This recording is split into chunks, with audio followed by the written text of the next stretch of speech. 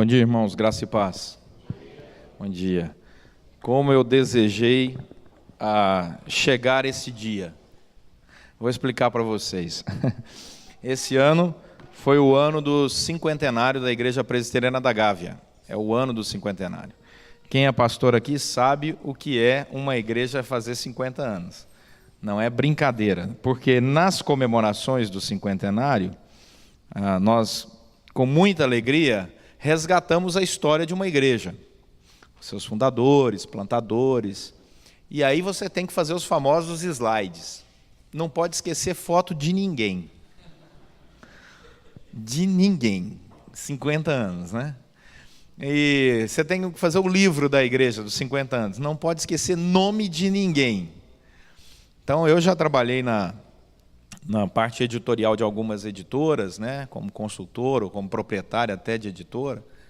Eu nunca editei um livro tão difícil na minha vida.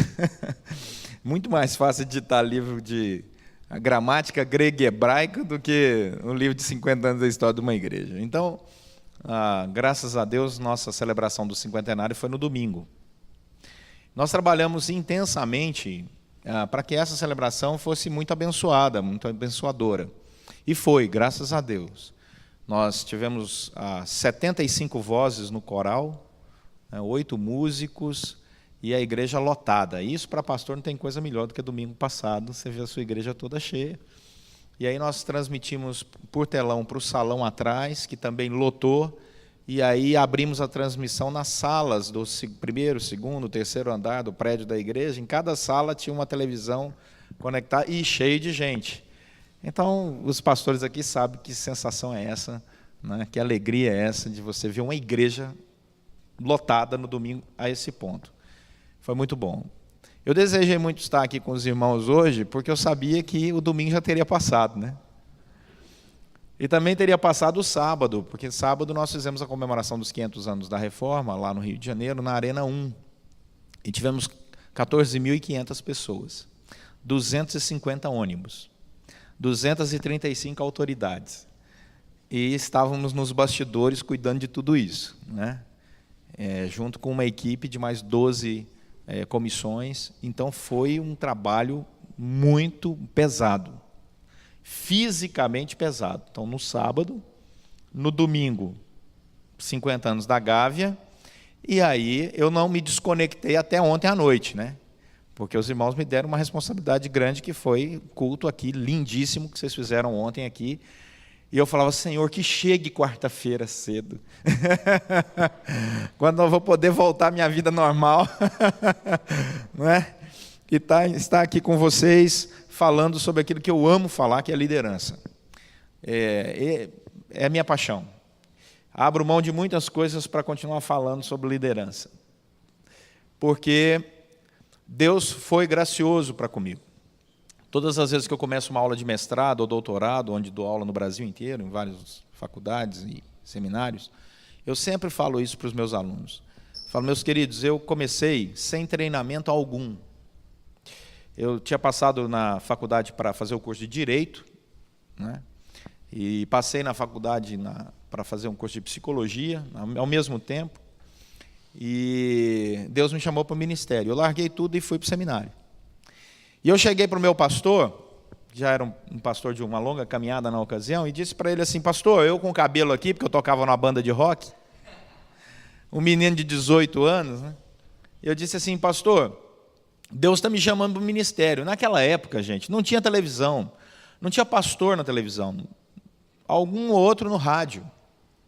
Então, nós estamos falando aí já de 30 anos atrás. Então, não tinha. Hoje é fácil. Um filho nosso que chega para nós e diga, né, eu quero ser pastor, o pai já pensa, opa, excelente investimento, vai comprar avião, vai comprar helicóptero, né? Meu pai era católico, minha mãe começando a vida cristã presbiteriana. Eu chego e digo, quero ir para um seminário, vou largar tudo e vou para um seminário. Meu pai, a única referência que ele tinha de pastor era o pastor da igreja que eu tinha começado a frequentar há alguns anos, minha mãe, meu irmão, e que era um pastor de uma vida muito simples. E meu pai é de origem libanesa. E para o libanês o dinheiro é um negócio sério, né? Então ele olhou para o filho e disse, qual o futuro que esse menino vai ter, né? Mas, para minha surpresa, meu pai, na ocasião, olhou para mim, quando eu disse para ele que ia largar tudo e ia para o seminário, ele, na hora do almoço, no final do almoço, uma coisa eu aprendi, né? Dê notícias pesadas depois que o sujeito acabou de almoçar, que ele está mais, né, tranquilo. Ele colocou assim os talheres sobre a mesa e falou: meu filho, Deus está te chamando? Eu falei: é. Então você tem a minha bênção. Para mim foi uma vitória. Eu fui falar com o meu pastor, e o meu pastor pegou uma chave, eu estou sem chave aqui no bolso, mas ele pegou uma chavezinha pequenininha, quando eu falei com ele no escritório da igreja: pastor, Deus está me chamando para o pastorado. E ele pegou uma chave e me deu a chave. E disse assim para mim: nós temos uma congregação lá no bairro tal. O bairro tal era uma favela. O endereço está amarrado aí, amarrado era escrito no papel. Você vai lá domingo e cuida daquele negócio lá. Esse foi o treinamento de liderança que eu tive, com 18 anos. Se der certo, até o final do ano, isso era março, abril, eu te mando para um seminário. E eu fui. E cheguei nesse lugar, era um casebre, no meio de uma favela, estrada de terra, essa situação toda, né? Fui no carro do meu patrocinador, pedi para o meu pai o carro emprestado, ele me emprestou, e eu fui. Cheguei lá, abri aquele templo, era domingo, 7 horas da noite o culto. Eu conversei com meu irmão tinha feito a operação mobilização da OM, né? Como missionário de verão, né? Porque ele é advogado. Eu disse: escuta, Deus está me chamando, tal, e o pastor disse isso, e eu vou lá pregar. Como é que prega? Eu não tinha treinamento algum. Meu irmão pegou uma Bíblia Vida Nova, que tinha sido lançada em 1979, capa dura, grande, que foi a primeira Bíblia com comentários atrás, né? Se você fizer assim com a cabeça, eu sei quantos anos você tem. Então, e ele pegou aquilo e falou assim: abre aqui. Olha aqui, Deus é amor, salmo tal, Deus é paz, está vendo? Tal, Deus é, e tem as referências. Aí você chega lá e prega isso. Esse foi meu treinamento. Eu anotei esses textos num papel e fui. Cheguei lá, abri a casinha, tinha uma luz amarela assim que se torcia para acender a luz do ambiente, do templo. O templo era exatamente desse tamanho aqui, o templo. Tinha umas 10 cadeiras de madeira meio quebradas e um púlpito quebrado. Eu peguei um tijolo no chão, preguei o púlpito antes de pregar, através do púlpito. Peguei uma vassoura que tinha ali no negócio, limpei, um violão e fiquei esperando com o meu papel e a minha Bíblia lá firme. E entrou uma senhora chamada Dona Maria. Ela entrou, sentou, olhou para mim, falou: o senhor... Eu deixei o cavanhaque para parecer mais velho. Magrinho, eu pesava 51 quilos. Olha isso. Se ficasse de lado, o pessoal pensava que não tinha pastor lá, então tinha que pregar de frente. E aí ela entrou e disse assim: o senhor é o pastor novo? Eu olhei para um lado, não tinha ninguém. Olhei para o outro, não tinha ninguém. Falei: vou ser ordenado é agora. Falei: sou. Sou. Né? E ela disse: ah, tá bom. Aí eu olhei no relógio, ela disse: o senhor pode começar. Não vem ninguém não, é só eu mesmo. Ah, é. Falei: ah, tá bom. Então, comecei a tocar lá os cânticos. Tocar eu sabia. Uma batida meia rock and roll, mas sabia. E ela cantou. E aí eu abri o texto e: Deus é amor. Deus é amor. Ora, Deus é amor. Repita comigo. Ela: Deus é amor. Deus é amor. E Deus é paz. Olha o que a Bíblia diz: Deus é paz. Quando eu acabei, ela disse: o senhor vai voltar domingo que vem? Eu: claro. E ela foi embora. E no outro domingo eu voltei. E ela voltou e trouxe uma amiga. Olha que bênção. Eu sou o pastor mais bem sucedido da história da humanidade. Porque de um domingo para o outro, minha igreja cresceu 100%. Ali eu percebi que eu tinha vocação para o negócio. Poucos dias depois, Deus me deu a graça de encontrar a Cristiane, essa linda mulher que está ali. Começamos a namorar. Ela tinha ido na igreja pela primeira vez, um domingo antes, e ela perguntou para mim: o que você faz? Eu falei: sou seminarista. Ela quase caiu dura para trás, pensando que era seminarista católico. E ela assumiu o departamento infantil com o mesmo nível de treinamento que eu no pastorado. Ao final do ano, nós tínhamos 78 pessoas naquela igreja. trabalho infantil esplendoroso, trouxe os pais, e essa parceria dura há 30 anos. E eu chamei o meu pastor e falei: pastor, vamos lá? Não, vou lá não, vai um presbítero. Aí foi um presbítero, desanimado. Quando ele chegou e viu o culto, ele falou: meu Deus, voltou, pode mandar o menino. O pastor, entristecido, me enviou para o seminário, porque ele havia perdido o bolão. Eu descobri depois que teve um bolão entre a juventude da igreja para saber quanto tempo eu ia durar nessa empreitada. Mas o de maior fé foi o pastor, ele disse que eu ia durar 3 meses. Uns disseram 15 dias, outros 20 e tal. E assim eu fui para o seminário. Vocês vão entender o porquê dessa história comprida. Plantamos essa igreja. Eu fui chamado para plantar outra igreja nessa mesma cidade, numa outra comunidade um pouquinho melhor, porque nessa o pessoal já tinha carroça. Então, nós não tínhamos apenas gente que ia para a igreja a pé. Nessa outra comunidade já tinha gente que tinha carroça. Então, você chegava na igreja, tinha uma carroça parada, assim, quer dizer, a igreja tinha um nível melhor. E lá também fizemos um trabalho muito abençoado. Fui ordenado, depois de ter terminado o seminário, e Deus me chamou para ir para uma cidade a 140 quilômetros de Anápolis, Goiás, uma cidade pequena chamada Goianésia, de 50 mil habitantes, para trabalhar como pastor da Igreja Presbiteriana Central. Aí já era uma igreja com 100 membros. E lá eu trabalhei 3 anos. Cris e eu desenvolvemos o mesmo ministério. Ao final de 3 anos, nós tínhamos 450 membros, tínhamos plantado 2 igrejas, estava plantando outras 2. E de lá, Deus nos chamou para ir para Anápolis. Voltamos para a nossa cidade natal, para revitalizar uma igreja que tinha 117 membros. Olha que interessante, 104 uma, 117 a outra. E ficamos lá 9 anos, quando saímos de lá tinha 800 e poucos membros, já tinha plantado mais 2 igrejas, já tinha feito outro trabalho. E eu vim para o Rio de Janeiro para revitalizar a Igreja Presbiteriana da Gávea. Chegamos na Gávea, novamente, 100 e poucas pessoas. Hoje a Gávea plantou 15 novas igrejas, estamos com mais 11 projetos e nós temos 900 membros nessa Igreja Presbiteriana da Gávea. Por que eu estou contando isso aqui para vocês? Porque eu quero falar sobre liderança. E quando o pastor da Igreja Presbiteriana da Gávea, Zona Sul do Rio de Janeiro, vem falar sobre liderança, muitos irmãos pensam assim: está no conforto. Ou como alguns pastores já falaram, é pastor de shopping center. Só que tem uma caminhada, meus irmãos. Eu sei o que é fazer boletim no mimeógrafo a álcool. Sabe mimeógrafo a álcool? Procura no Google que vocês vão saber o que é. Mimeógrafo a álcool, né, Cris? A gente sabe o que é isso. Eu sei o que é carregar a gente com o braço quebrado, pé quebrado no carro, e no colo, entrando pelo hospital municipal e chamando o médico 1, 2, 3. Eu sei o que é virar carro pastoral, fazer do carro pastoral ambulância. Eu sei o que é isso. Eu já levei professores universitários que piraram por causa de uma profecia, uma vez, para um sanatório, dentro do meu carro. A pessoa punha a cabeça para fora, uma professora de universidade com doutorado. Ela pirou por causa de uma profecia, que ela ouviu uma irmã de oração, um profeta, lá perto da casa dela, e a filha dela trouxe ela correndo lá para o meu gabinete, e disse: eu não sei o que fazer. Eu falei: eu sei, vamos a um psiquiatra, porque ela está doidinha, ela gritava, e ela esperneava, e ela batia os móveis: Jesus está voltando amanhã! Imagina uma mulher dessa. Pirou.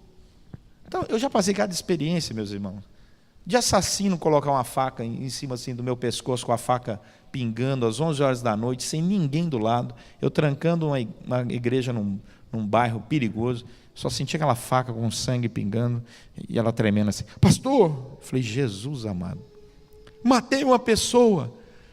Aí eu virei, era um assassino conhecido. Pastor, eu estou nervoso. Eu: calma, isso sempre acontece. Nervosismo é esse, né? Então, meus irmãos, quando nós falamos de liderança em igreja, nós temos que olhar aquilo que Deus já fez por nós, através de nós e em nós. Então, nós não vamos falar aqui sobre liderança nesse tempo, de uma liderança que é algo teórico. Deus nos chamou para sermos instrumentos na mão dele, para mudarmos vidas, famílias, bairros, cidades, estados. Essa é a herança da reforma para nós. E nós somos testemunhas oculares, todos nós aqui, de vidas que foram transformadas pela instrumentalidade nossa, pela graça de Deus, como co-operadores de Cristo Jesus. É um grande privilégio, apesar da nossa pequenez. Então, se Deus nos chamou para isso, vamos usar o que temos nas nossas mãos para trabalhar com excelência, com qualidade, em unidade, porque ninguém faz nada sozinho.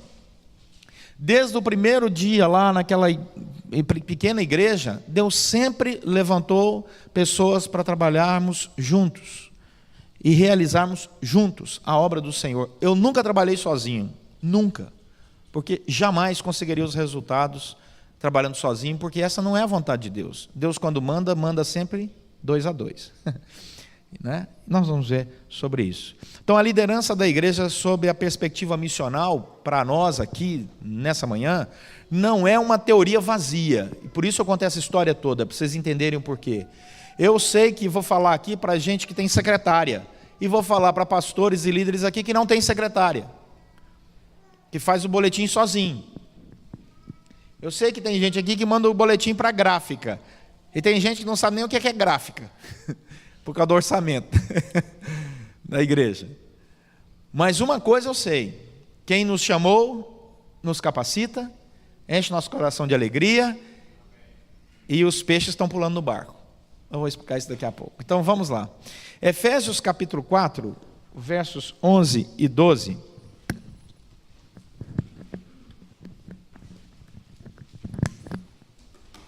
Efésios capítulo 4, versos 11 e 12, diz o seguinte, vamos ler lá?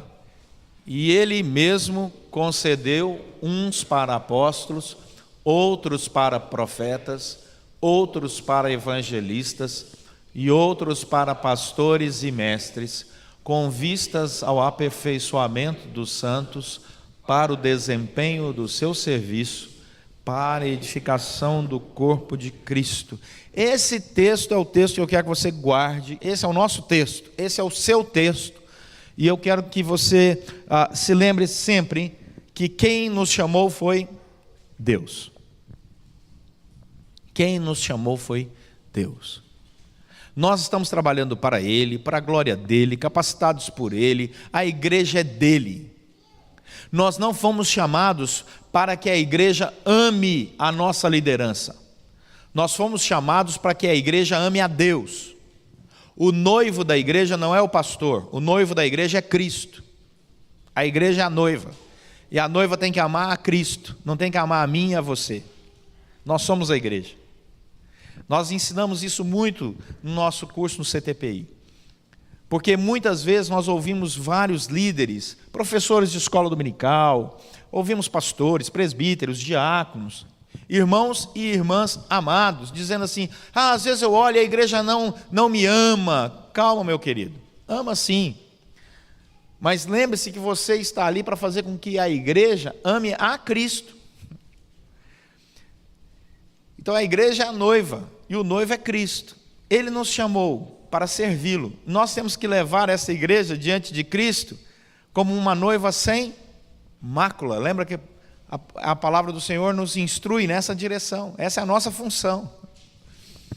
Então, quando Cristo nos chama, quando Deus nos chama, quando o Espírito Santo nos chama, somos por Ele capacitados. Agora, Ele concedeu pessoas para coisas diferentes, mas nós temos um só objetivo, né? Nós tivemos os apóstolos lá atrás, da história da igreja, não temos mais. Temos os nossos profetas, os proclamadores do evangelho, profetês.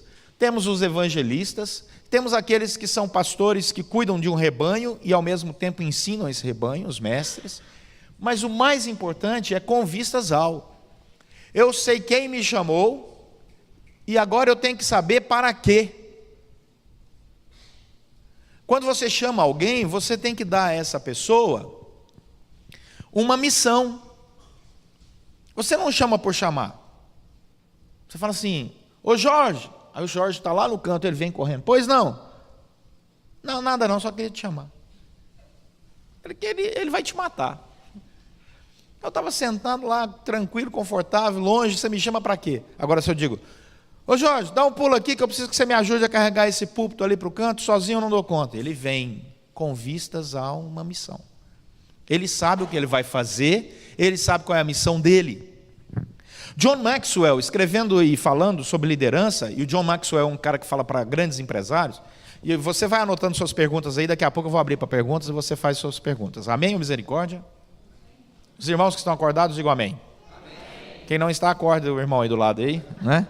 Clama misericórdia para ele, né? Ok? Então, o John Maxwell disse uma vez, numa reunião de empresários, de grandes empresários dos Estados Unidos, perguntaram para ele, qual é o trabalho mais difícil? Ele disse assim, é o de pastor. Os empresários tudo pararam para olhar para ele. O que é isso? Ele disse, o trabalho mais difícil é o de um pastor. Procure um líder espiritual que vocês vão saber como é difícil o trabalho dele. Sabe por quê, meus irmãos?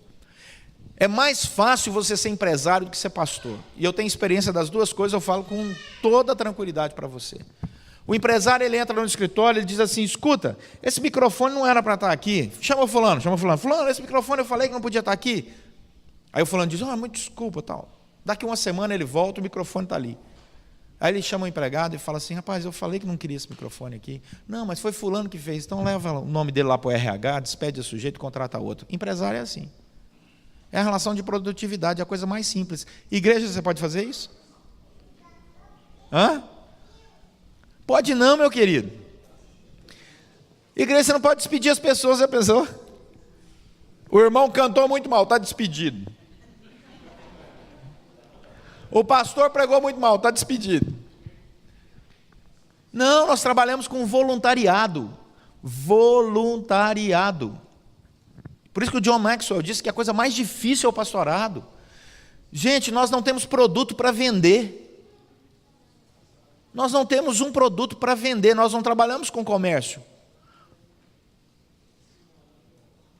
Nós não temos nenhum tipo de segurança de que no domingo os diáconos estarão ali para abrir a porta e cuidar das pessoas que estão chegando. Nós não temos nenhum tipo de segurança que aos domingos o professor estará lá. Nós não temos nenhum tipo de segurança humana que nos garanta que o grupo de louvor estará lá, que o responsável pela liturgia estará lá. Nada, porque eles não têm contrato de trabalho. Eles vão se eles quiserem. Ou você nunca passou pela experiência, você que é pastor, líder de departamento aqui de ensino, no sábado à noite, vez por outra, um voluntário manda lá um e-mail, um WhatsApp, um telefone.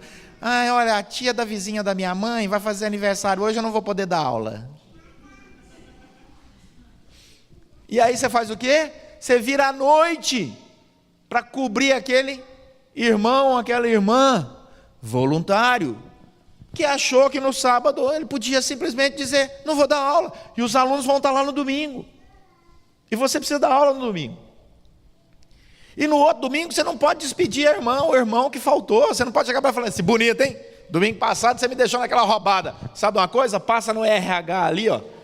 Você está despedido, não pode. Imagina a irmã aqui, não sei quem é a irmã, tá? Então eu vou te pegar como exemplo. Imagina a irmã, se ela é esposa de presbítero, Imagina se ela é esposa de presbítero, que deu esse furo lá na aula, não veio, largou lá o espaço dela. Se é presbítero, e se é o maior dizimista da igreja. Eu sou pastor, ele é presbítero, ela é esposa dele, ele é o maior dizimista da igreja, não sei o quê. Eu tiro férias na casa de praia dele, imagina. Está gravando, o negócio é que está gravando ainda, senão eu ia longe nesse exemplo, mas está gravando, então vou parar por aqui. Aí ela chega a falar, ai pastor, desculpa, domingo eu não pude vir, eu olho, tudo bem, irmã, foi bom lá o chá da amiga da vizinha, da sua sobrinha, tia lá, foi, aleluia. Meus irmãos, é muito difícil o nosso trabalho, é muito difícil. Vocês me colocaram num hotel maravilhoso, eu cheguei todo envergonhado, ficha de hotel, profissão,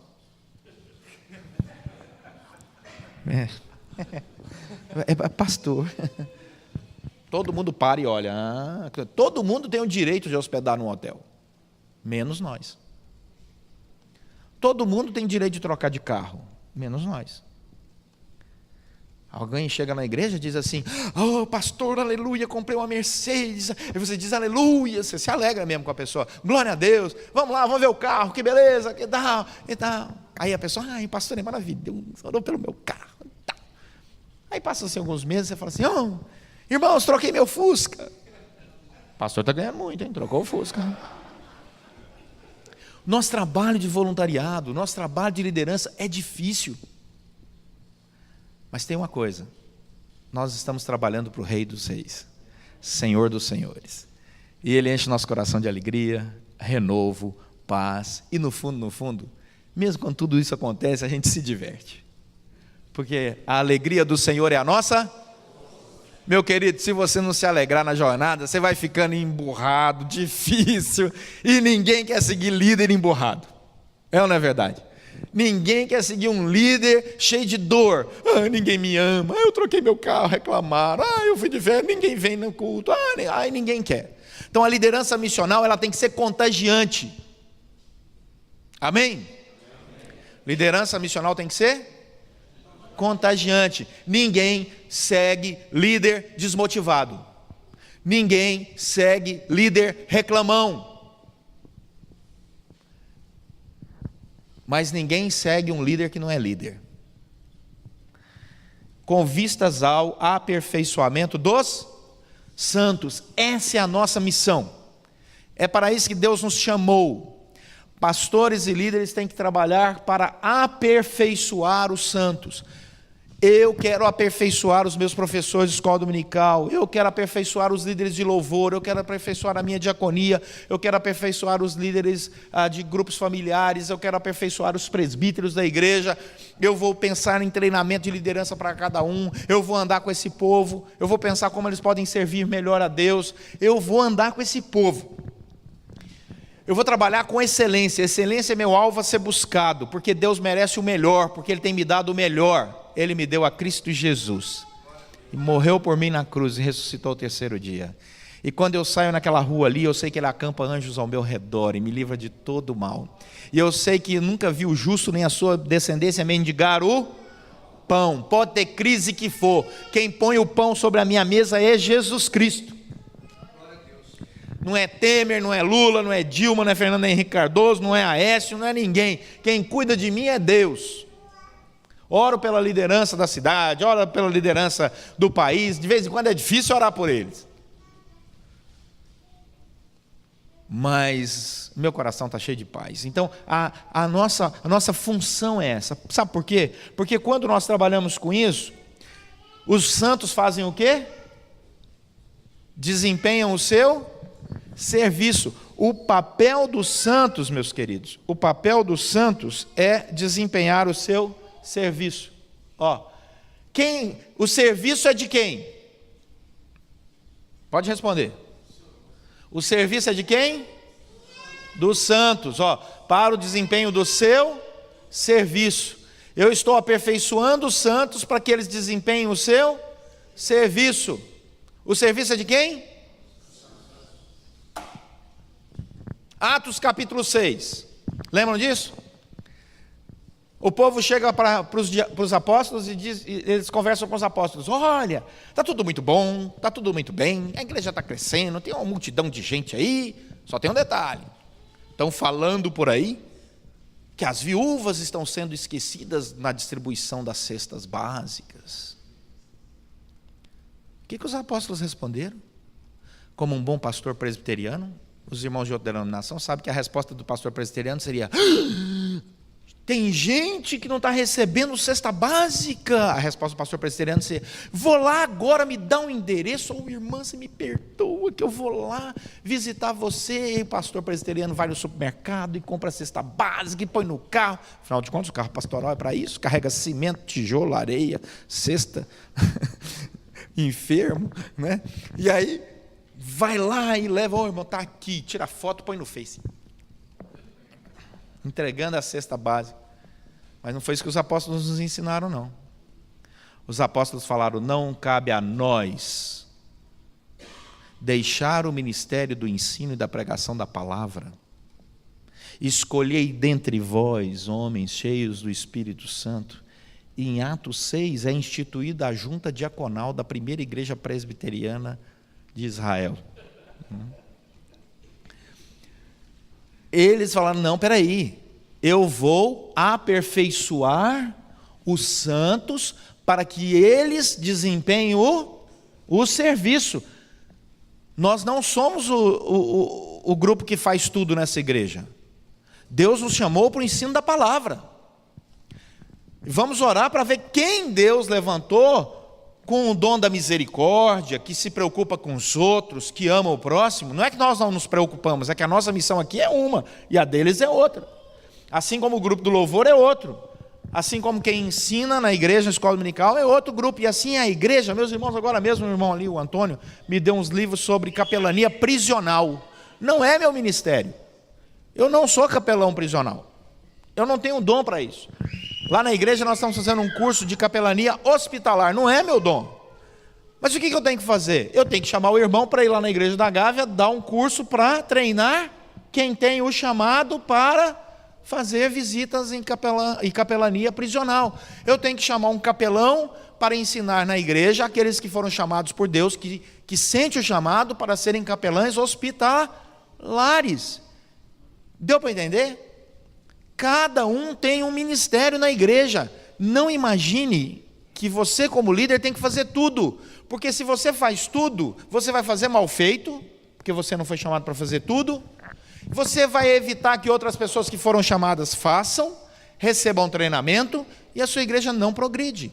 Então, um líder missional, ele pensa na edificação do corpo de Cristo. E uma igreja só vai crescer a partir do momento em que você descobrir qual é a sua função como líder.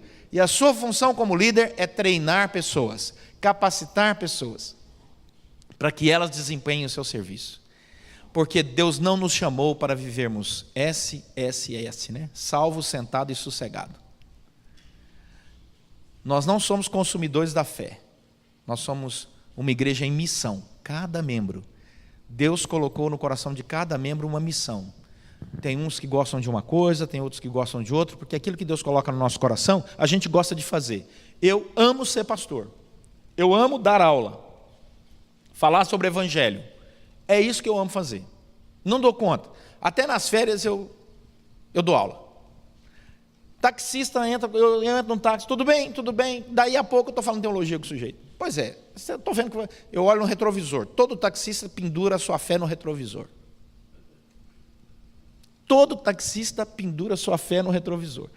Ou é santo, ou é fitinha do Bonfim, não é? Ou é patuá, ou é ferradura, ou não é nada. Quando não é nada, é pronto. Ou é ateu ou é crente. Né? Aí você dá uma olhada no painel. Achou Bíblia, é crente. Não achou, opa. Ou é presbiteriano ou é ateu. Você vai diminuindo o negócio. Vai diminuindo. Mas eu tenho interesse naquela alma. Porque essa é a minha missão. Eu já fiquei 2 horas parado na porta da igreja com um taxista. 2 horas. Graças a Deus que ele desligou o taxímetro. E ele contando a vida dele para mim, ele abrindo o coração dele para mim e tal. Porque eu vim falando de Cristo para ele, e ele era batista desviado. E eu falei, você tem que voltar para a igreja, estava com problema com a esposa, a filha dele. Não vou contar para vocês. Então, nós precisamos olhar para essa nossa missão. Então, o Ed Stetzer, um autor, diz que igreja missionária é diferente de igreja missional. A igreja missionária investe em missões. Então, às vezes você acha que a sua igreja é missional. Não, ela é missionária. O que significa missionária? Aparece o irmão lá da África, aí chega aqui, meus irmãos, hoje nós vamos ouvir o irmão Leonardo, que é missionário lá em Guiné-Bissau. Aí eu venho, como pastor, como missionário lá da África. Ambebawe, porque todo missionário fala. Isso lá em africano significa, peguei 12 malárias.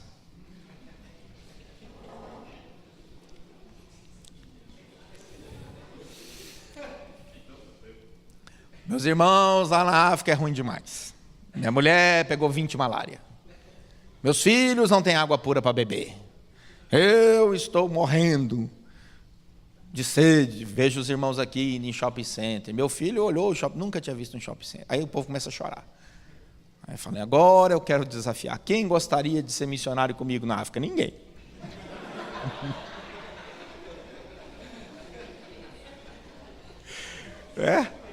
Ninguém. Só conta miséria. Só conta doença e enfermidade, né? Aí ainda pede oferta. O cara fala assim, eu não vou dar, porque se eu der oferta para ele, eu vou ser cúmplice de assassinato. Porque ao invés de falar da missão, ao invés de falar da visão, ao invés de falar da transformação, das bênçãos, das curas, dos milagres, só conta miséria. Miséria. Estou generalizando, obviamente. Mas os irmãos sabem muito bem, todo mundo tem experiência de liderança aqui, estou falando para líderes. Vocês sabem o que eu estou dizendo. É ou não é verdade? Aí fica reclamando, nossa igreja não é missionária. É claro. Estão apresentando missão na perspectiva errada. Ide por todo mundo e pregar o evangelho a toda criatura, batizando-os e ensinando-os a guardar tudo que vos tem ordenado. E eis que estou convosco em todo lugar, em todo tempo. E o melhor lugar do mundo é onde Deus está. Seja na África, seja... Por isso que eu disse para vocês que eu queria contar, e comecei contando, a nossa história, porque eu sei o que é andar ao lado de gente que sofre, mas eu nunca vendi o sofrimento para ninguém. Pelo contrário, a nossa palavra é de esperança. Nós não fazemos comércio, nós levamos a palavra de salvação. E Deus nos chamou para sermos líderes, e um líder tem que ser motivador, um líder tem que acordar de manhã animado, e ele tem que levar a sua igreja a ser missional. Então, às vezes a sua igreja investe em missões, glória a Deus por isso, não pare de investir. E o missionário, todos os missionários que foram na minha igreja, que começaram com essa choradeira, eu chamei e conversei com eles depois. Então estou dizendo para vocês, porque eu chamei no meu gabinete um por um, e graças a Deus eles mudaram, graças a Deus. Só teve uma irmã que não gostou muito não, mas eu chamei em particular, disse, se você continuar com esse discurso, é ruim para você, para o ministério, para a missão, para a igreja. Não que você não vá falar das dificuldades, as dificuldades são importantes você compartilhar, mas conta que elas foram vencidas. Conta do milagre, meu irmão, não é só da enfermidade, conta do milagre, com ânimo. Enche o coração das pessoas de alegria por ver a ação de Deus, não fica nessa choradeira aí não. Vamos adiante. Porque o mundo está sem esperança, o mundo está triste, o mundo está buscando nas drogas, no álcool, numa sexualidade desvairada e pervertida, tentando encontrar alegria nessas coisas por aí. Ela não vai encontrar alegria nisso. A alegria está no Senhor. Então nós temos que levar essa palavra desafiadora. Então a igreja missional é uma igreja onde os membros são missionários sem mudar o seu. Vamos ler aquilo lá? Uma igreja missional é uma igreja onde os membros são missionários sem mudar o seu CEP, Código de Endereçamento Postal. Nós temos que ensinar os nossos irmãos nas nossas igrejas a compartilhar o evangelho dentro de casa, na família, no trabalho, na escola, na rua. A função da liderança é essa. Não é só ensinar a trabalhar na igreja. Isso é uma coisa, dar treinamento para trabalhar na igreja é uma coisa. Ensinar a igreja a ser missional é outra. É ensinar os irmãos da igreja a terem interesse no próximo. Eu quero compartilhar o evangelho com quem sentar ao meu lado no ônibus. Eu quero aprender a compartilhar o evangelho com quem sentar ao meu lado numa viagem de avião. Eu quero aprender a compartilhar o evangelho com o garçom que me atende. Eu quero aprender a compartilhar o evangelho com o meu colega de trabalho, de escola, na família, em todos os lugares, em todo o tempo. Como é que você pode, como líder da igreja, me ajudar a fazer isso? Isso é um líder missional. E você tem que pensar sobre isso. O Alvin Toffler disse o seguinte, que o analfabeto do século 21 não será aquele que não sabe ler nem escrever, mas aquele que não consegue aprender, desaprender e aprender de novo. Nós temos que entender que o mundo é dinâmico. O mundo é dinâmico. O mundo está aí, você tem que aprender, desaprender, aprender de novo, aprender, desaprender, novas formas, métodos, abordagens. Não é? Eu acho muito legal quando eu vejo aí na rede social, por exemplo, o sujeito falando assim, eu defendo a ideologia de Gênesis. Deus criou macho e fêmea. Fantástico, fantástico. Aprendeu, desaprendeu, aprendeu de novo, uma nova forma. Eles estão pensando uma nova maneira de jogar com as palavras. Vocês lembram quando lançaram, há uns meses atrás, aquele joguinho chamado Spinner, que é um triângulozinho que você bate assim, ele fica rodando? Sabe aquele que as crianças estavam brincando com aquilo? Vocês viram aquilo? Da Google? Bati assim. A dona Cristiane ali pegou um Spinner, né, que tem são três, parece um ventiladorzinho de 3 negócios assim, que as crianças seguram e tal, e o pessoal brigando, não sei o quê, as crianças agora só ficam brincando com esse negócio, vim, rodando, não faz nada, só fica rodando. Aí a Cris fez um monte e levou lá para... Estou vendo a minha mulher lá no sábado à noite, com aquele tanto de spinning lá na mesa lá de casa, fazendo aquele negócio, eu olhei que cheguei, eu com a minha mente teológica, falei, minha mulher caiu da fé. Disse, o que é isso, né? Aí ela falou assim, olha aqui, eu vou ensinar as crianças a toda vez que olhar para esse brinquedinho, lembrar que Deus é Pai, Filho e Espírito Santo. E que os 3 trabalham em unidade. E nós chamamos eles de Deus. Deus Pai, Filho e Espírito Santo. E aí ela começou a me dar uma aula de teologia. Ela foi inventando um negócio lá naquele... Gente, no domingo a criançada tudo virando para os pais. E olha aqui, Pai, Filho, Espírito Santo, não sei o quê e tal. Os pais encantados. Isso é ser missional. Eu não vou pegar o brinquedo e jogar ele na parede e quebrar, né? Essa criança agora está distraindo com isso, não quer nem... Não, eu pego aquele instrumento e dou a ele uma formatação espiritual. E aí, as crianças comunicam umas com as outras. Que aquela criança ela vai para a escola com aquele brinquedinho. E ela vai falar para o seu coleguinha. Isso aqui a gente lá na igreja fala que é Deus Pai, Filho e Espírito Santo, para explicar a Santíssima Trindade. Olha que legal, uma criancinha compartilhando com a outra. Você vai dizer, isso é utópico, não é não? Vou te contar uma experiência. A minha filha devia ter o quê, uns 7, 8 anos, a Amanda devia ter uns 7, 8 anos, um dia que ela pediu para mim, no almoço, 6 anos. A Amanda tinha 6 anos, nossa filha, hoje já está com 17. Para mim, continua com 6 do mesmo jeito, né? Para os rapazes da igreja, não, mas para mim... Bom, vamos mudar de assunto, né? Bom, focar aqui. Ela estava com 6 anos, ela vira para mim na hora do almoço e diz assim, pai, eu falei, fala filha, você me dá 9 boletins? Boletim da igreja? Aí eu olhei uma criança de 6 anos querendo 9 boletins, deve fazer alguma casinha de boneco. Eu falei, dó filha, você quer para quê? Que eu quero levar para os meus coleguinhas da escola, da classe. Ninguém é crente, ninguém crê em Jesus. Com 6 anos.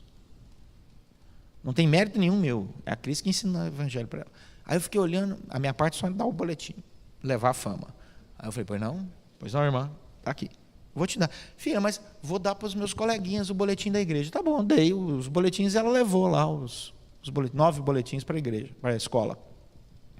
No outro dia, né, ela levou de manhã, quando foi na hora do almoço, eu perguntei. E aí, filhinha, entregou os boletins para as coleguinhas? Gente, boletim da igreja, evangelizar com boletim, não dá certo. Nem crente lê. Aí, ela falou, entreguei. Teve gente que riu, teve coleguinha que jogou fora. Aí eu, como um bom presbiteriano, né, creio só na predestinação, falei, querida filha, não se preocupe, Deus está no controle de tudo. Você fez a sua parte, né? O que para presbiteriano já é muito, distribuir boletim para evangelizar. Então está aí, graças a Deus por isso, acalma seu coração. Tudo bem, tudo bem. Isso durante a semana. No domingo, eu estou lá, cheguei cedo, né? Igreja, tá abrindo a igreja e tal. Vem uma senhora com uma menininha de 6 anos. Entrou, olhou com cara de visitante, sentaram. Como estava meio vazio, devia ter umas 4, 5 pessoas só, que era muito cedo, eu cheguei nela, tudo bem? Ela, tudo bem. Falei, visitante aqui, está nos visitando, a primeira vez a senhora aqui, né? Aí ela, sim, é que a minha filha, ela é coleguinha de uma menina aqui da igreja, a Amanda, que levou para ela um boletim da igreja, chamou para vir e nós viemos. Nós nunca viemos numa igreja evangélica. Foi Amanda, minha filha. Ah, sua filha, minha filha. Minha evangelizadora de primeira. Aprendeu com o pai, né? Meus irmãos, eu tive a alegria de batizar essa menina e a mãe. Meses depois. Estão na igreja até hoje. Os anos se passaram. Bom, quando foi segunda-feira, isso foi no domingo, né? Que essa senhora foi, chamei a Amanda, ela fez toda lá, né? A parte dela e tal. Quando foi na segunda-feira, minha filhinha de 6 anos virou para mim: pai, me dá 8 boletins. Não eram 9 mais, né? Dá 8 boletins. Então nós precisamos capacitar membros da nossa igreja a falar do Evangelho, com alegria, com essa disposição de aprender e desaprender. A melhor coisa sobre o futuro, dizia Abraham Lincoln, é que ele chega à razão de um dia de cada vez. Ele chega na razão de um dia de cada vez. Ou seja, quando você pensa na obra missional da igreja, você fala assim: Jesus amado, não vou dar conta. Como é que eu vou fazer isso com a minha igreja? Calma, começa com hoje. Calma, vai dar certo. Vamos passo a passo. O Peter Drucker diz o seguinte: em qualquer organização, o líder é o elo entre o interior, ou seja, a organização, e o exterior, isto é, sociedade, economia, tecnologia, mercado, clientes, mídia e opinião pública. Em qualquer organização. Então a primeira coisa que você precisa entender é o seguinte: vamos começar hoje. Por quem? Pelo líder. Por mim. Então, nós vamos ter uma liderança missional na nossa igreja, nós vamos capacitar os nossos membros a compartilhar o Evangelho, nós vamos treinar as pessoas para trabalhar nos vários ministérios da igreja também, nós vamos investir em missionários que estão na África também, nas aldeias indígenas, amém, invista mesmo, não pare de fazer missão e investir em missão, pelo amor de Deus, mas nós vamos fazer de cada membro da nossa igreja um missionário, urbano, sem mudar o CEP. Ele continua morando no mesmo lugar, trabalhando do mesmo jeito, mas ele vai fazer diferença. Ele vai fazer diferença nessa sociedade. Ok? Começando pelo líder. Por quem nós vamos começar? Por mim. Eu vou fazer a pergunta, você responde. Por quem nós vamos começar? Faltou a mão assim, ó. Por quem nós vamos começar? É isso aí. Por mim. Eu vou começar aqui a mudança. Agora. Vou fazer esse compromisso comigo mesmo.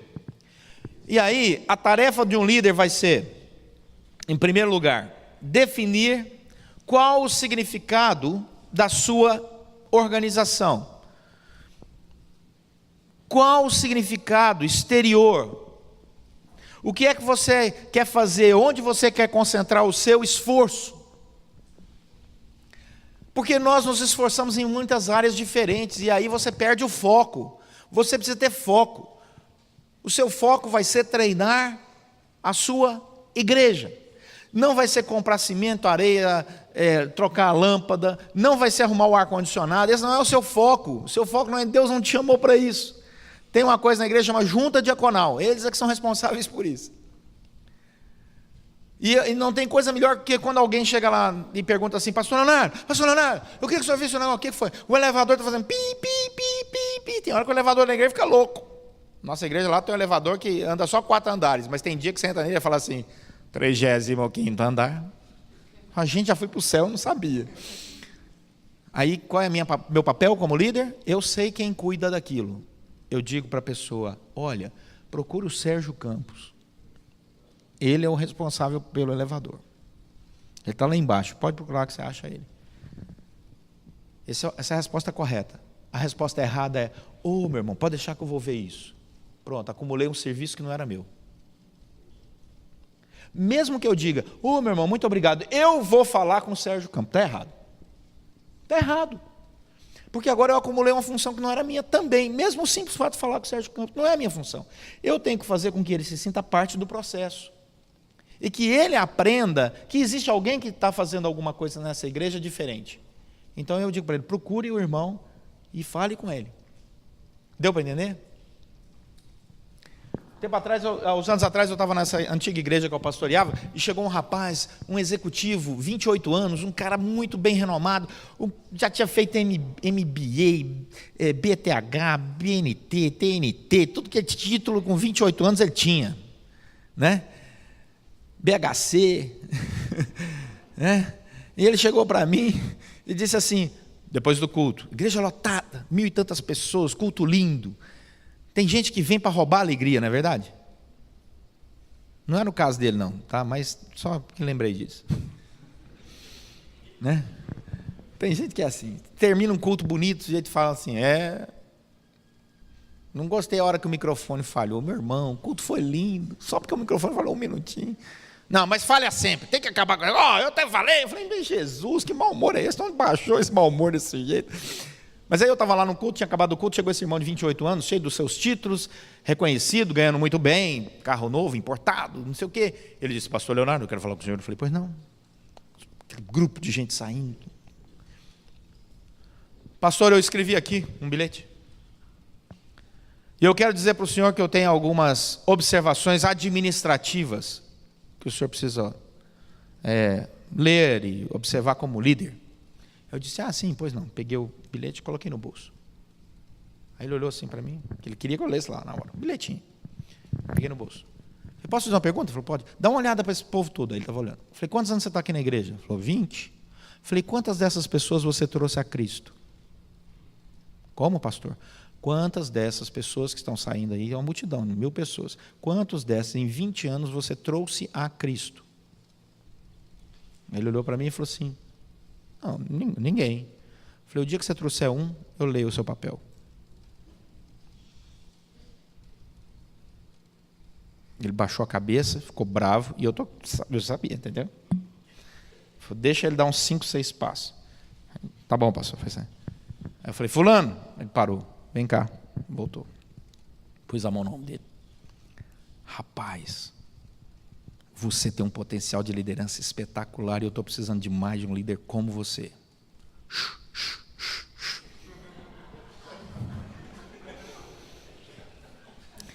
Eu quero treinar você para você liderar um grupo de executivos novos aqui da igreja. Pastor? Que horário que você tem à noite? Durante a semana? Eu tenho só quinta-feira, 20 horas. Ótimo. Então vem a quinta-feira, 20 horas, eu estou te esperando aqui que eu vou te treinar. Tudo bem? Tudo bem. Beleza. Quinta-feira ele estava lá, terno, gravata, arrumado. Tá.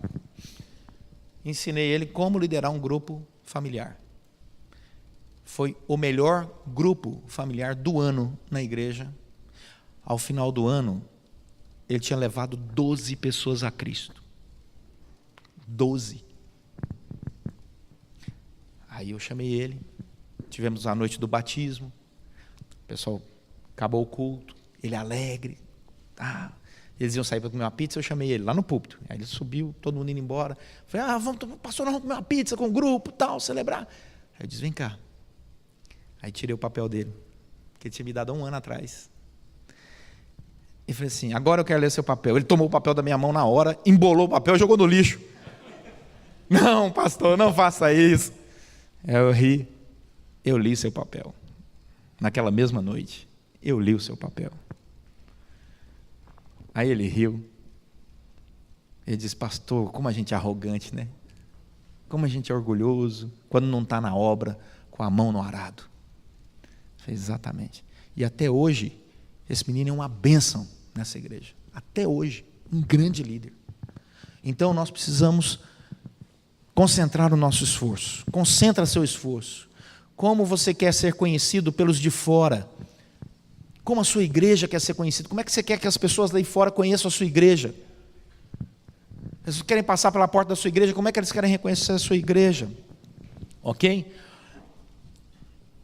É necessário obter a informação do exterior sobre forma utilizável. O que significa isso? O Drucker conta a história do Mark e do Spencer.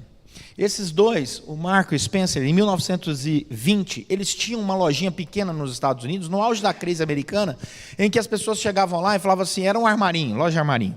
Chegavam e falavam assim, o senhor tem um balde com a haste maior? Ele falou, não, só tem balde com essa haste desse jeito. Aí chegou uma outra senhora, esse balde que vocês compram é bom, mas eu queria um balde com a haste maior. Aí ele fala assim, não tem. Aí um dia os irmãos Mark e Spencer estavam conversando, e eles falaram, rapaz, vamos pedir aquele cara daquela loja ali, daquela casa de ferragens lá, fazer uma haste maior, vamos fazer um balde com a haste maior, que tanta gente que pede esse balde, e a empresa que a gente compra não vende, ninguém vende, vamos. Foram lá no cara, escuta, quanto é que você cobra para fazer um balde com a haste maior? Aí o cara, tipo, $2. Então nós queremos 20. Aí colocaram e registraram, Mark Spencer, né? MS. Aí o pessoal já, agora tem balde com a haste maior? Tem, aí eles vendiam. Aí chegou uma pessoa, escuta, não tem tesoura com um buraco maior, não, minha mão é grande, eu só pego essa tesoura. Aí eles, não, mas vai ter. Não se vendia tesoura daquela forma, eles foram lá num cara, acharam um cara que fazia tesouras, dá para fazer com um cabo maior? Foram eles, em 1920, que criaram uma coisa chamada pesquisa de mercado, e se tornaram a maior loja de armarinhos dos Estados Unidos. Até hoje, é a marca que domina a venda de armarinhos nos Estados Unidos inteiro. Começou em 1920. Foram eles que criaram essa coisa de pesquisa de mercado.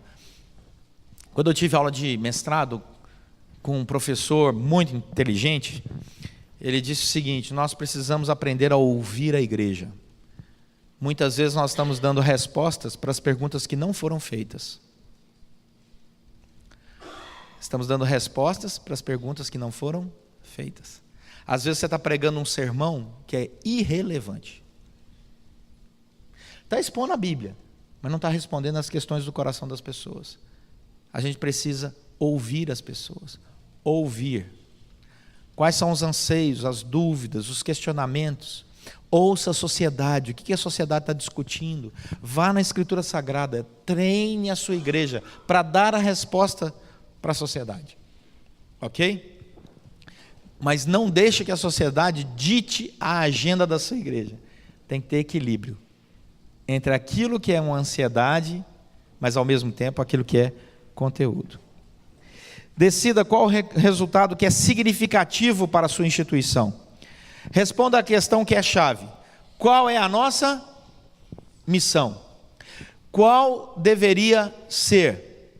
Qual não deveria ser?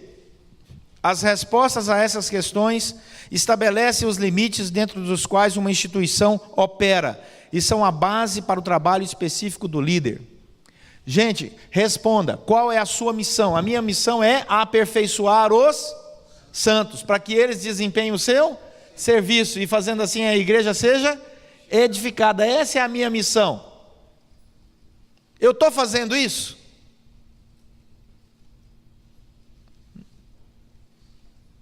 Qual deveria ser, se eu não estou fazendo?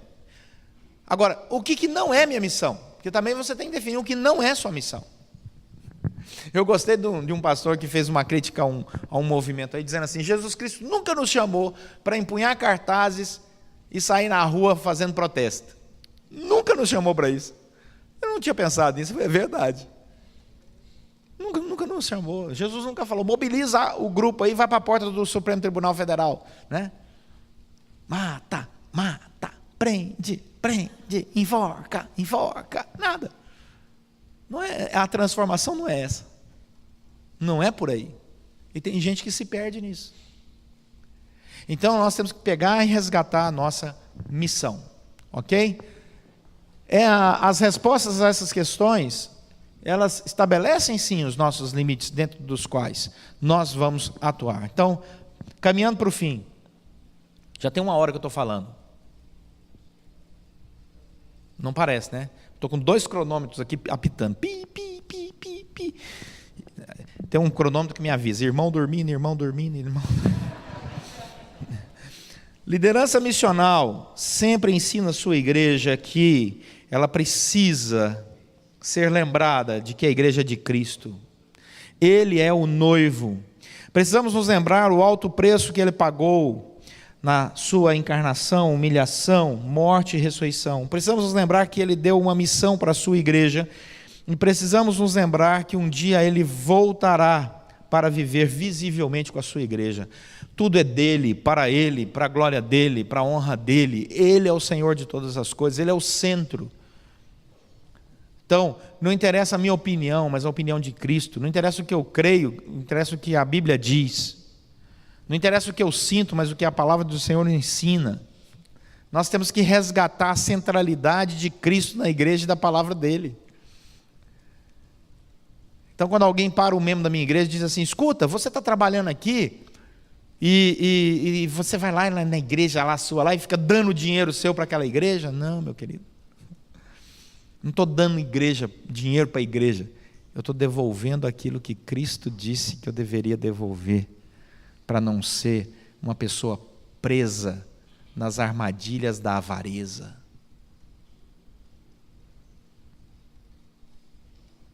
Onde o dinheiro manda.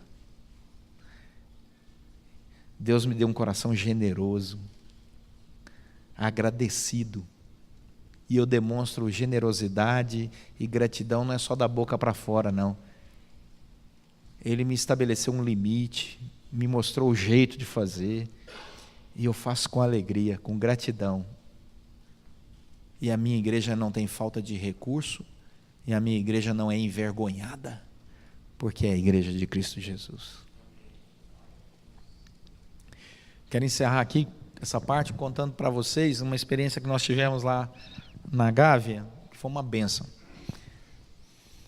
Há muitos anos atrás, nós queríamos abrir nós temos um problema de estacionamento. A igreja foi crescendo, nós temos um problema de estacionamento. E atrás da igreja tinha um shopping center.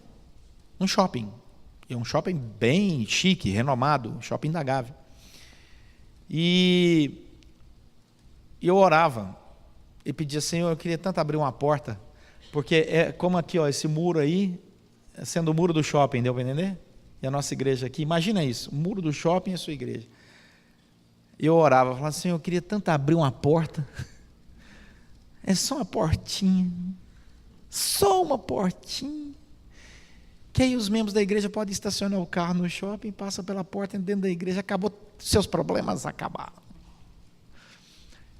E aí, os anos foram se passando, e um dia eu peguei o projeto, consegui que uma pessoa marcasse com o administrador lá do shopping, e eu levei o projeto debaixo do braço.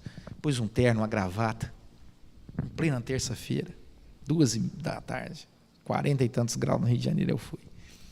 Cheguei lá com aquele projeto debaixo do braço, a administradora entrou, o secretário da administradora disse: o pastor da igreja da Gávea está aí querendo falar. Quem? Eu assim, ó, sentado assim, ela aqui, o cara conversando com ela. E eles tinham me chamado, eu tinha pedido um horário, eles marcaram naquele horário, eu fui lá. Ela: quem? Eu me levantei, e o cara disse: o pastor. Quer falar com o pastor nenhum, não? Quer falar com o pastor? Quer? Virou as costas, saiu. Assim que eu fui recebido. Desse jeito. O assessor sem graça olhou para mim. Rapaz, terno caro. Ganhei de aniversário da igreja. Era o terno de aniversário. Fui embora, chateado. Bom, ok. Passaram-se 2 anos, toca o telefone. Pastor, 2 anos. Pastor, o administrador do shopping quer falar com o senhor. Opa! Mão no meu projeto da portinha que eu tinha desenhado. Lá vou eu. Cheguei lá, pois não, levei o administrador da igreja junto. Hã? Não, dessa roupa aqui mesmo. Cheguei lá, já com roupa normal de gente. Cheguei lá, fui pego de surpresa, né? Que ele me ligou, tal, disse correndo. O administrador da igreja estava lá, graças a Deus, que é um irmão que abre. Olha que interessante, eu tenho um irmão na igreja que é administrador de condomínios. Ele administra condomínios grandes. Todos os dias, na hora do almoço, ele vai para a nossa igreja e dá 2 horas de seu tempo para administrar a nossa igreja, de graça. Ele é um diácono. Todos os dias, de meio-dia às 2h, ele está na nossa igreja, arruma lâmpada, arruma não sei o quê, liga para não sei quem, traz um pedreiro, arruma, eu não me preocupo com isso. Olha que benção. Esse homem vai ter um galardão no céu daqui assim. Aí chamei ele, fomos juntos. Chegamos lá, estava lá o administrador, eu olhei para o administrador olhou para mim, olhei para ele, o senhor tem que arrumar uns ar-condicionado que está pingando aqui no nosso muro. Eu falei: pois não, administrador está aqui, Sérgio, conversa aí. O engenheiro do shopping lá, eles começaram a conversar. Eu virei para ele e falei assim, você é administrador do shopping? Eu falei, eu sou o novo administrador. Eu falei, eu sabia que aquela administradora não ia ficar muito tempo. Aí ele disse, eu substituí realmente a administradora. O senhor conheceu ela? Eu falei, infelizmente. Aí ele, né, curioso, eu joguei infelizmente para curiosidade, né? Aí ele, por quê? Eu falei, rapaz, uma pessoa que não tem visão de administração não merece administrar um shopping. Aí ele, eu não entendi, pastor. Rapaz, seu shopping, domingo, de 10 a meio-dia, não tem ninguém, concorda? Aí ele falou, concordo. Eu ia colocar 800 pessoas dentro do seu shopping, das 10 ao meio-dia. Seu shopping aberto, vazio. E a sua administradora virou para mim e falou, não queria. Falou, como, pastor? É só abrir uma portinha aqui, rapaz. Abre uma portinha aqui. E os membros da minha igreja vão estacionar aqui no seu shopping, vão ter que cruzar o shopping inteiro para entrar pela porta, para sair dentro da igreja. Você resolve o meu problema de estacionamento e eu de fluxo de pessoas para você. Gente, meu querido, essa igreja aqui é o maior IDH do Rio. Aí ele olhou para mim, eu falei, só abrir a porta, abre a porta, a gente põe segurança de cá, põe segurança de lá, põe câmera de cá, põe câmera de lá, só abre no dia do culto, domingo. Você estabelece o horário, o que você quiser fazer. E a gente vai pagar o estacionamento ainda.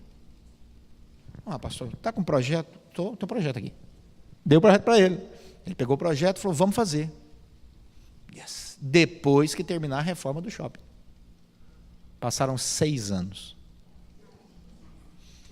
6 anos.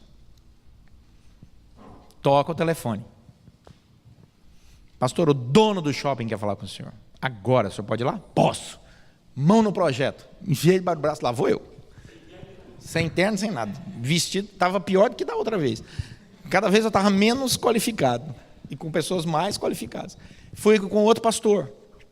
Chegamos lá da igreja. Entramos, estava toda a administração do shopping, aquelas reuniões grandes. O dono do shopping vira para mim e diz assim, pastor, eu passei na porta da igreja do senhor. Ele fala assim, eu falei, sim, pois não. E eu quero dizer para o senhor aqui o que eu disse aqui para todo mundo. Eu falei, pois não, eu sem graça, né? 1 ano atrás, eu parei o meu motorista na porta da sua igreja e disse, que engarrafou lá na porta, eu disse, que obra é essa aí, em frente à igreja? E o meu motorista disse, é obra da igreja. A igreja comprou esse terreno, está construindo um negócio. E eu disse, obra de igreja, vai ser feia e não vai acabar nunca. Meus irmãos, nós havíamos comprado um terreno na frente da igreja, jogamos uma casa velha no chão e construímos um sobrado com salão de subsolo, salão assim, um apartamento duplex em cima. Em 1 ano. Mas ficou bonito o negócio. Blindex, negócio bonito. E eu passei lá hoje, pastor. Falei, sim. E vocês construíram uma coisa muito bonita. É a construção mais bonita da rua. Falei, muito obrigado. Graças a Deus, a igreja se mobilizou para isso. E vocês fizeram em tempo recorde. Falei, contratamos a melhor construtora do Rio de Janeiro para fazer. Aí ele disse, e eu estou dizendo para eles que isso é trabalho de excelência. E eu pedi para conhecer o senhor, que eu queria conhecer o pastor dessa igreja. Aí eu falei, nossa, ele não sabe com quem que ele está falando. E aí, a pessoal da administração disse que o senhor tinha, há um tempo atrás, trazido um projeto. Aquele administrador já estava fora também, já era outro. E trouxe, aí ele perguntou, que projeto é esse? Aí eu, desenho da porta, é uma porta. Aí usei o mesmo argumento, parará, parará, parará. Ele desceu comigo na hora, com todo o grupo de administração, e disse, abram a porta. E a porta está aberta.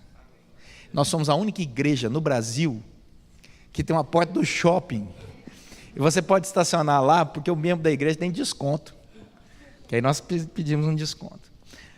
E tem sido uma bênção para nós e para o shopping. É uma parceria, foi o que eu falei para ele. Por que eu contei esse exemplo para vocês aqui? Porque nós precisamos pensar além. Nós precisamos acreditar, mesmo quando ninguém mais acredita. Nós precisamos pensar uma igreja que tem condições de impactar a sociedade. Porque a partir dessa parceria com o shopping, meus queridos, os lojistas começaram a nos olhar de maneira diferente. Restaurantes lá nos dão hoje desconto. Basta você dizer, sou membro da Igreja da Gávea, e eles te dão 10% de desconto. Nós somos a única igreja que devolve dízimo. Né? Você ganha 10% de desconto no restaurante, né? É um negócio inédito isso. Ganhamos a simpatia do shopping. De um shopping. Das lojas. Óbvio, deve ter gente lá que não gosta da gente. Ainda não encontrei, mas deve ter. Né? Mas é uma bênção. Essa parceria. Então a igreja vai entrando na sociedade e vai mostrando a sua cara para a sociedade. Ok? Por isso, liderança missional tem que ensinar que a igreja é de Cristo. Então decida as suas prioridades. O trabalho mais difícil do líder e o mais crítico é saber dizer não. Ah, pastor, o senhor podia ir comigo, a gente está pensando em comprar umas luminárias para a igreja. Não. Tem gente aqui que faz isso. Pastor, olha, precisávamos liderar um grupo familiar, o senhor podia liderar o grupo familiar no começo dele? Não. Nós temos presbíteros para isso.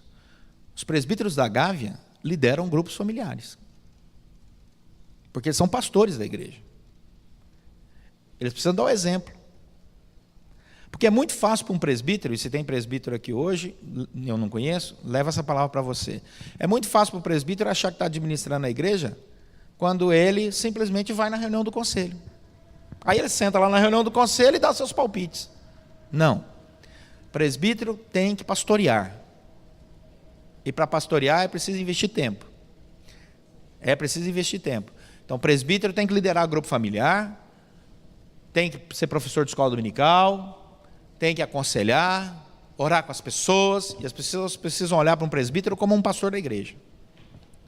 Como alguém que tem autoridade espiritual, capacidade de ensinar, faça isso. E se existe algum presbítero que não está fazendo aqui nessa manhã, nós vamos orar por você, né, para Deus abrir as portas, para o seu pastor, e vai dar certo. A seara é grande, os trabalhadores são poucos. Então, vamos lá. Vamos rogar para que Deus te dê visão e alegria e condição de fazer isso. E o seu pastor vai te treinar para isso se ainda não te treinou. Ok? Então, concentre o seu recurso mais valioso e também mais escasso, as pessoas com capacidade e desempenho comprovada. Coloque as pessoas nas posições chaves. O que diferencia as organizações é se elas são capazes de levar pessoas comuns a fazerem coisas incomuns. E isso depende basicamente das pessoas estarem colocadas onde seus pontos fortes mostram desempenho. Ok? Então organize a sua alta administração. Você tem uma pessoa extrovertida na sua igreja. Ela ri para todo mundo, conversa com todo mundo. Meu irmão, cria o ministério da recepção, põe na mão dessa pessoa. Não deixe essa pessoa sentada no canto, não. Cria o ministério da recepção. Receba os visitantes, deixa essa pessoa receber os visitantes. Ela é alegre, é expansiva. Não pega uma pessoa que não consegue falar nem bom dia e coloca na recepção, que não vai dar certo. Você coloca uma pessoa... Tem gente que é tímido e tem gente que é extrovertido. O tímido tem uma função, o extrovertido tem outra. Olhe, leia as pessoas e desafie, treine as pessoas conforme as características delas, que Deus já deu a elas, e aquilo que elas desejam no seu coração servir ao Senhor, dentro das diversas áreas de igreja. A igreja tem muita coisa para fazer. E a recepção na igreja é a porta de entrada. Quando uma pessoa chega na igreja, a primeira pessoa que vai receber, ela se receber bem, ela fica, o visitante fica. Pode acreditar. Por isso que eu falei lá do exemplo do barco, lá no começo da minha palavra. Muitas vezes o pastor é aquele pescador que está sentado no barco, e eu sou pescador, sei o que eu estou falando. Com a linha, um anzol, né, chumbada, isca lá, Senhor, orando, me dá um peixinho só, tem misericórdia, Senhor, só um peixinho, né? Aí dá aquela beliscadinha assim, glória a Deus, né? Aí some, aí você fala, Senhor, volta peixinho, volta. Só que os peixes estão pulando no barco. estão batendo dentro do barco, nas costas do pescador, e estão pulando fora do barco. Esses peixes se chamam visitantes. Todos os domingos eles estão pulando dentro do barco. Eles entram pela porta da igreja, pulam dentro do barco. Ninguém recebe eles direito, ninguém cadastra eles. Eles batem dentro do barco, plá, plá, plá, faz barulho e cai fora da água. E a liderança está aqui com a varinha. Senhor, manda um peixinho. E o Senhor, meu digníssimo, olha para trás. Olha o tanto de peixe que está pulando dentro do seu barco. Qual é o melhor segredo para uma igreja crescer? Receba bem seus visitantes. Receba bem seus visitantes. Não constranja seu visitante. Receba bem seu visitante. Não pede para ele levantar. Não pede para ele dizer o nome. Não faça isso, pelo amor de Deus. Ninguém gosta de ser exposto. E o visitante entra na igreja e você fala assim: estamos recebendo nesta manhã. Levanta aí o visitante. O visitante não quer levantar. Mas aí tem um irmão do lado, abençoado, faz assim. Aí levanta, aí o cara levanta. Qual é seu nome? O cara tremendo, gaguejando, né? Omar. Oscar, bem-vindo. O cara quer ir embora, quer morrer. Não quer voltar mais nunca naquela igreja. Então receba bem o seu visitante. Lá na Gávea, como é que nós fazemos? Vou dar uma ideia para você, né? Porque não basta criticar, tem que dar uma ideia. Lá nós falamos assim, projetamos no Data Show o papelzinho que está no banco à frente. Falamos assim: visitante, seja muito bem-vindo, tem um papel aí na frente, e você que tem que trabalhar agora e está saindo, já despediu quem estava do seu lado, vá em paz, que o Senhor te abençoe e te guarde. Amém. Aí você diz assim: tem um papel aí na frente, visitante. O visitante está com o braço cruzado. Gente, eu vejo isso todo domingo. O visitante está assim. Você está nos visitando, tem um papel aí na sua frente e tal. Pegue esse papel, preencha, coloque aí seu nome. Entregue para os nossos diáconos no final do culto, aqueles irmãos que estão em pé lá na porta. Eles vão entregar uma sacola de presente para você. Tem caneta, CD, bloquinho, chocolate. O cara, no papel, na hora. Na hora, eu vejo todo domingo.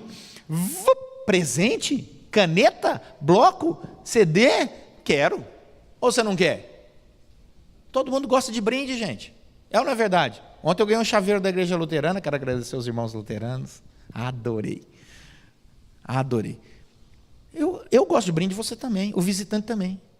Aí ele chega lá na porta da minha igreja e entrega para o diácono. O diácono entrega uma sacola da igreja para ele. Aí ele vem me cumprimentar com um sacolão na mão. E eu digo para ele: bem-vindo. E ele deve imaginar: como é que esse cara sabe que eu sou visitante com uma sacola na mão?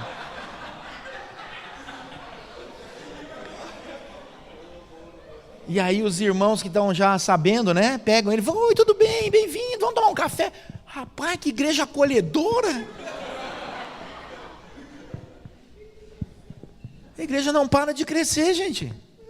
Não para de crescer. Então você treina as pessoas, é simples. Aquele papelzinho vai para a minha mesa, nós oramos por ele na segunda-feira de manhã, para aqueles irmãos visitantes, mandamos um e-mail e convidamos a retornar. E dependendo e nós falamos assim: se você tem algum recado, escreva no papel atrás, que esse papel vai para os pastores. Dependendo do que está lá, eu ligo pessoalmente. Não, o pastor ligou para mim. Eu já vi gente falando assim: o pastor ligou para mim. Pastor, glória a Deus, né? É assim que fala, é assim que fala. Nunca entrei numa igreja. Eu pus até para orar pela minha mãe, ou pelo meu pai. Sim, eu vi aqui. Qual é o nome dele? Não sei o que. Você estabelece contato. Você pode passar para o grupo de presbíteros. Cada presbítero cuida de um grupo de visitantes durante a semana. Você pode passar para um grupo de diáconos, para um grupo de evangelização da igreja, e por aí vai. As ideias são muitas. Mas nunca se esqueça, você tem que ter foco. Amém?